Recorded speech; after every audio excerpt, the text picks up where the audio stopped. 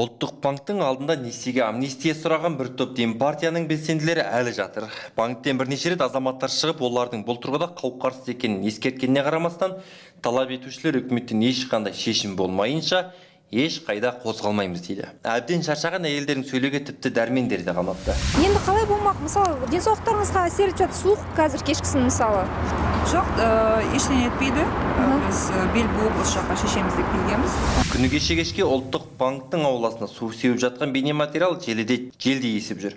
Бұған жауаптылар өз кезегінде кезекті аула тазалау жұмыстарын жүргізілді дейді. Сонымен қатар ұлттық банк бір аптаға жөндеу жұмыстарын жүргізіп жатыр. Сондай-ақ алаңда жүрген шенділерден ақпарат алмақ болып едік, жұмыс істеп жүрген жерлерінде аяқ асты істемейтін болып шыға келуде. Дем партия мүшелері оппозиция болса да бәрін уақыттың елшісіне қалдырып, үкіметтен әлі де күдерін үзер емес.